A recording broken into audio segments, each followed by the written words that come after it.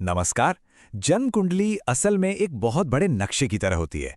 इस नक्शे पर ढेरों रास्ते हैं, कई पहाड़ हैं, खाइयां हैं, लेकिन हर थके हुए यात्री को आखिर में जिस एक मंजिल की तलाश होती है ना, वो है कुंडली का 11वां भाव।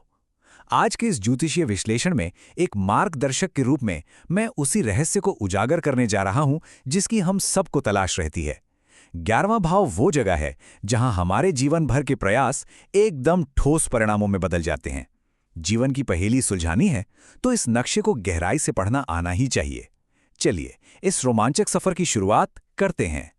तो बिना कोई समय गंवाए जल्दी से आज के इस सफर के कार्यक्रम पर नजर डाल लेते हैं।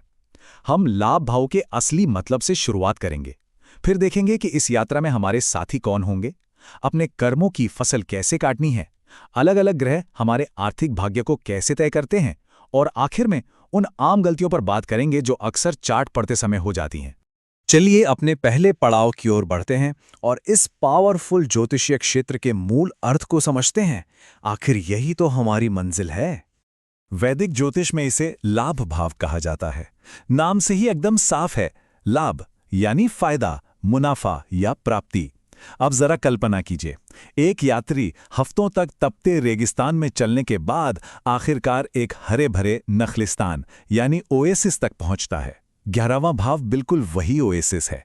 ये वो भाव है जो यात्री के लिए अंतिम मंजिल का काम करता है, जहां उसकी सबसे गहरी इच्छाएं पूरी होती हैं।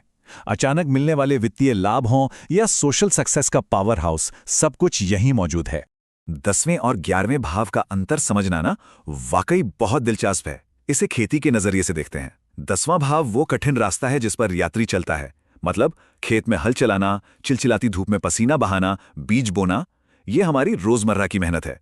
लेकिन 11वां भाव, ये उस पसीने की फसल है। सारे खर्चे और लागत निकालने के बाद किसान के हाथ में जो सरप्लस मुनाफा बचता है ना, ये वही है। यानी 10वां भाव आपसे काम करवाता है और 11वां भाव उस काम का मीठा फल आपके हाथ में रख देता है। अब जरा सोचिए, इतनी लंबी यात्रा क्या कोई अकेले पूरी कर सकता है? बिल्कुल नहीं।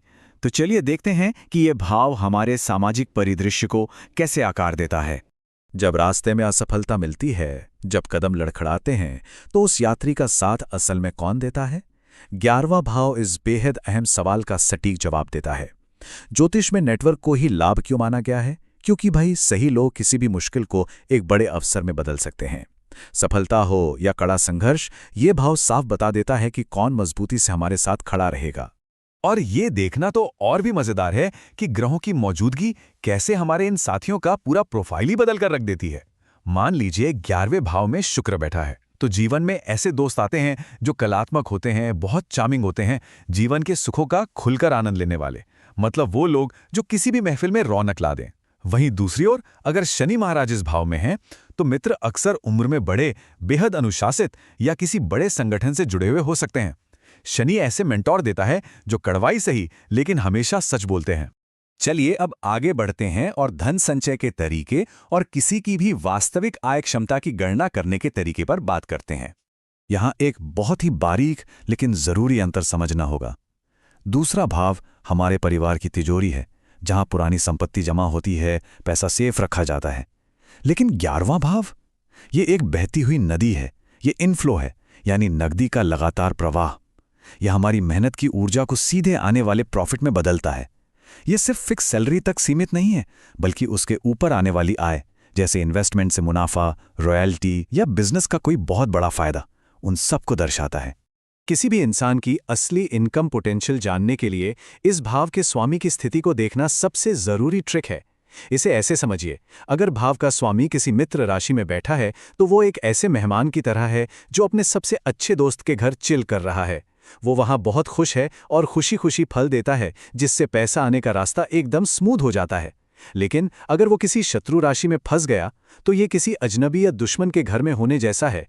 टेंशन और रुकावटें आना तय है और सफलता मिलने में भी थोड़ी देरी होती है।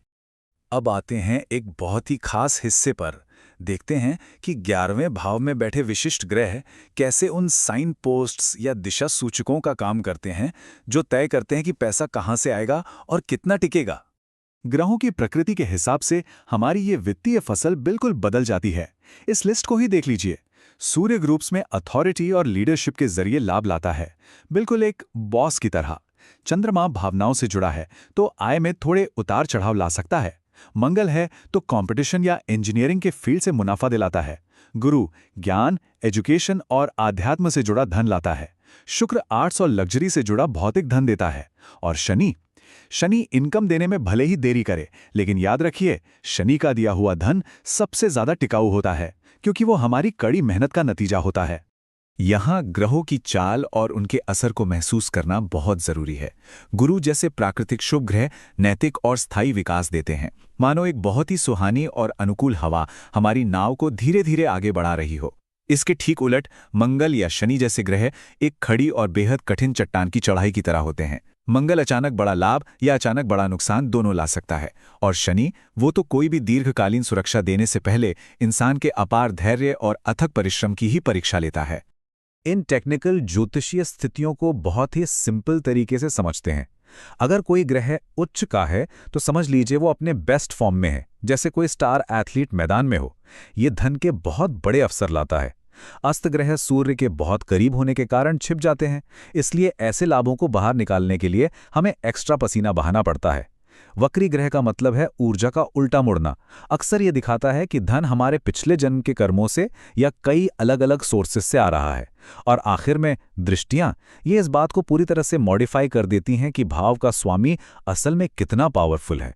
एक मार्गदर्शक के तौर पर मेरा ये फर्ज बनता है कि मैं आपको उन आम गलतियों से भी बचाऊं जो इस नक्शे को पढ़ते समय अक्सर शुरुआती दौर में लोग कर बैठते हैं।